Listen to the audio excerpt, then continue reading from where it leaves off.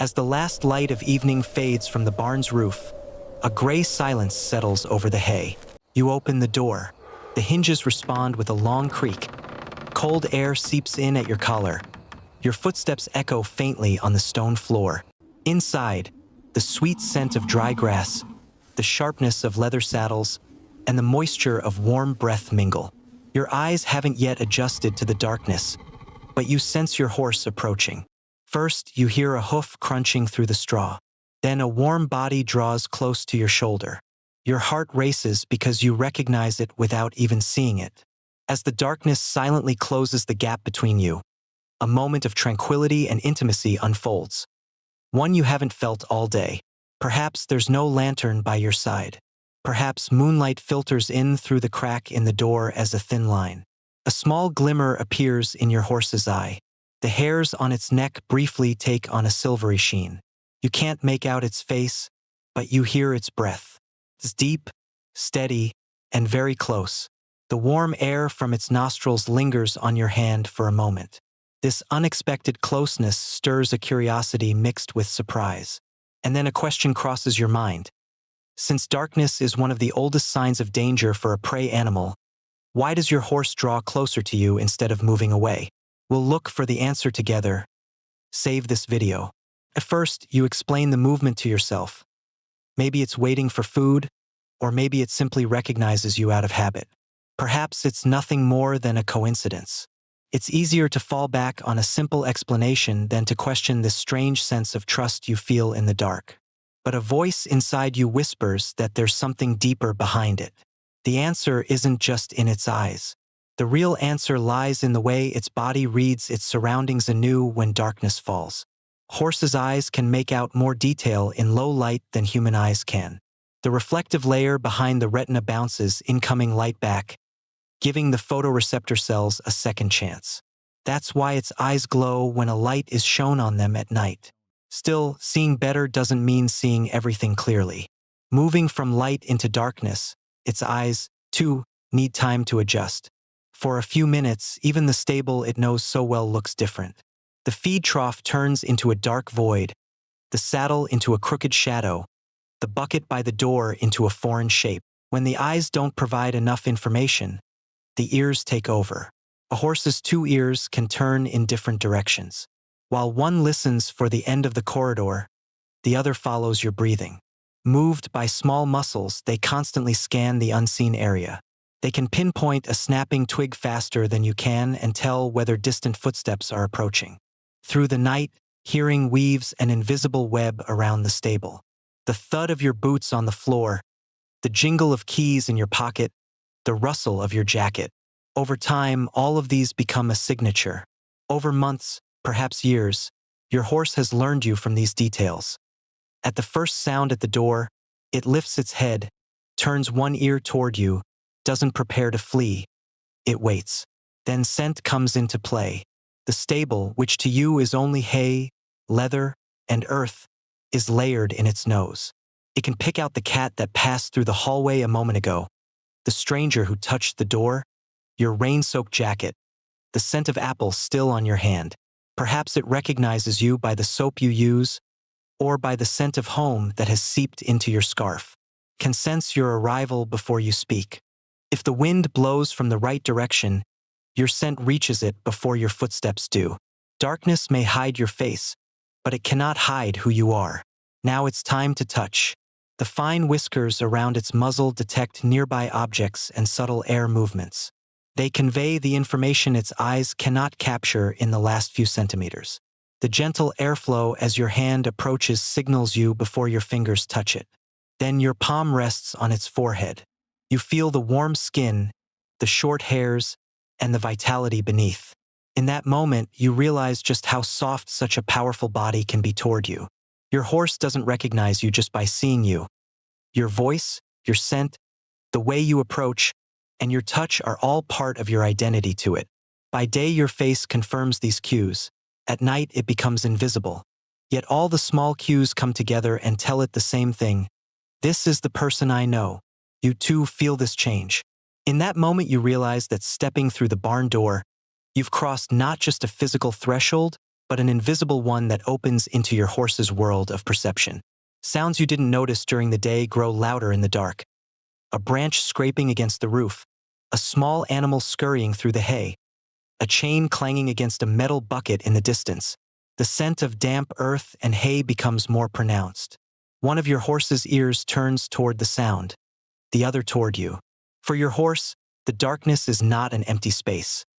It is filled with unseen movements, unfinished shapes, and signs that must be reinterpreted. It is not the stable that has changed. What has changed is your horse's sense that it no longer has to keep watch alone. Horses' eyes are positioned on either side of their heads, which lets them watch most of their surroundings at once. Even so, the area immediately in front of the nose and behind the tail is a blind spot. During the day, they compensate for this by turning their heads, extending their noses, or tilting their ears backward. At night, every shadow is more indistinct, every shape a bit more suspicious. For a horse to allow you near it, even right behind it, at such a moment is not simply habit.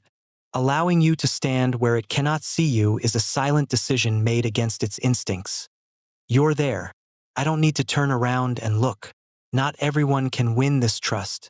A stranger who approaches hastily, touches impatiently, or makes sudden movements to test the horse cannot easily earn it.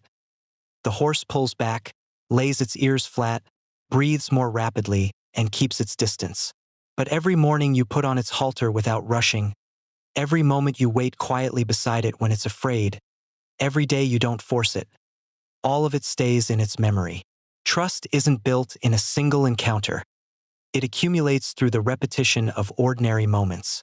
Perhaps one morning it stood at the doorway and didn't want to come inside. Instead of pulling on the lead, you waited beside it. Those 2 minutes that no one paid attention to might be one of the reasons it approaches you in the dark years later.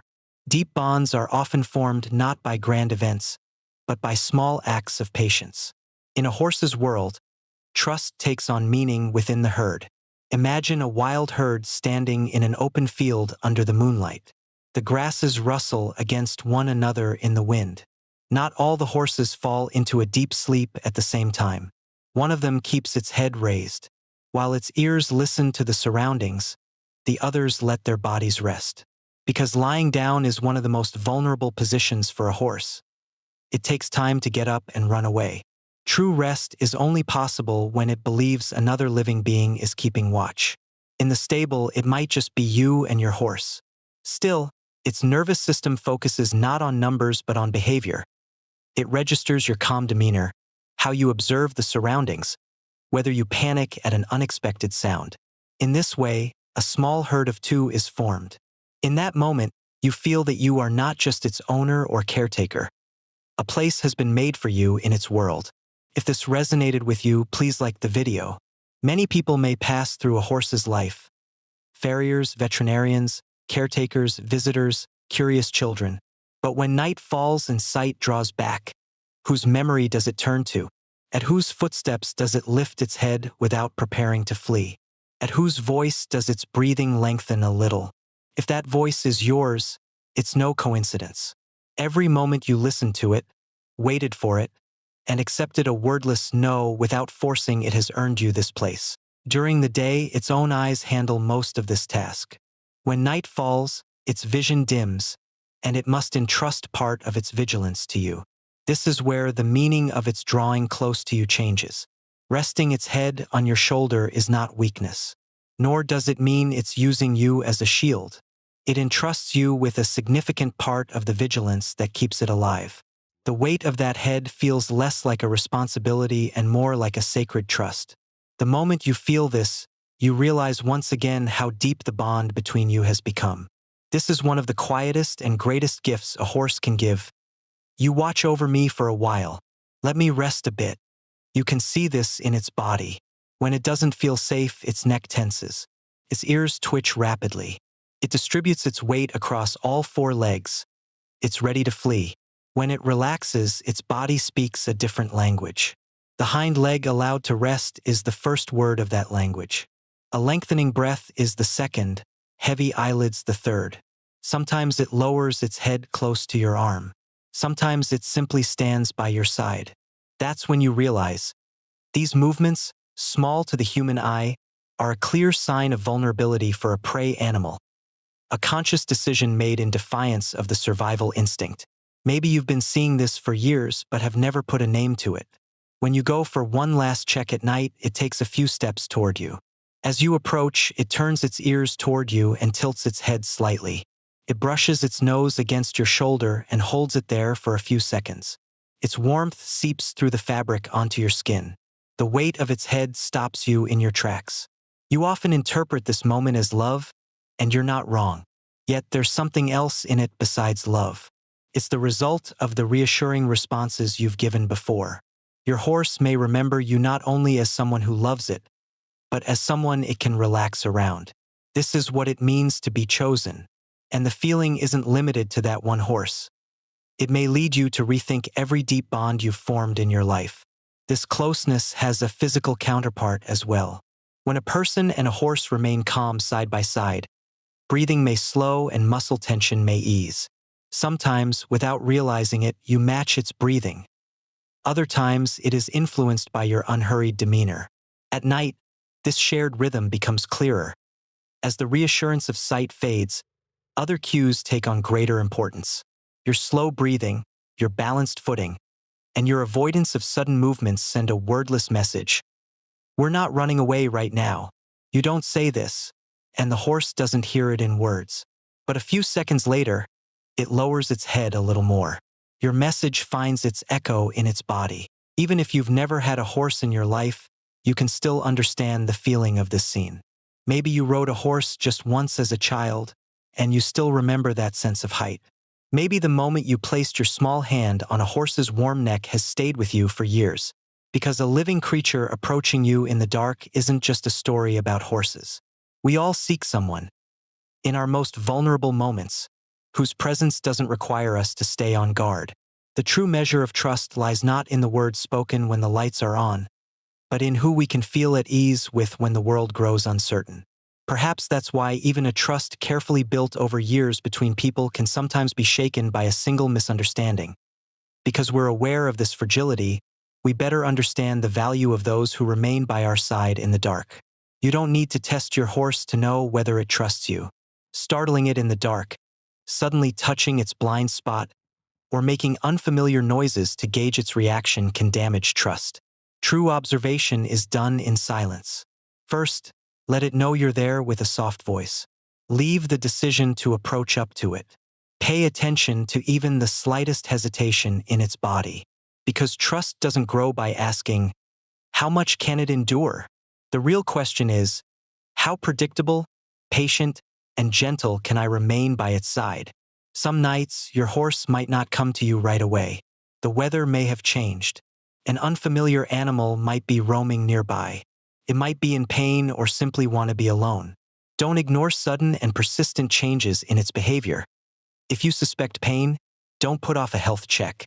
Still, a single night's distance doesn't mean the bond between you has weakened. Horses have their own days and their own boundaries, too. Respecting their desire for space matters as much as the moments when they draw close. Closeness isn't the same in every horse. One might rest its nose in your palm. Another might stand a few steps away, turning just one ear toward you. Another might keep eating hay while you're talking. From the outside, it might look like nothing is happening. Yet returning to its food, relaxing its jaw, and stopping the constant scanning of its surroundings are also signs of ease. Love isn't always about physical contact. Sometimes it's the freedom to act naturally in your presence. Those few minutes spent in the darkness of the stable teach you something. 2. The day's rush, the phones, the tasks to finish, and the words to be said all stay outside the door. To be trustworthy beside a horse, you have to slow down. You become aware of your breath. You step more carefully. You realize that silence isn't actually empty. Perhaps this is why a bond with horses affects us so deeply. It doesn't just calm them. It quiets the noise inside you. As your horse leans on you, you lean on it too. Not with your weight, but with the most weary and vulnerable part of yourself. So, when the world feels uncertain in your life, who do you lean on? The next time you enter the stable at night, don't forget about safety. Know the floor and the path in advance. If necessary, use a steady, dim light.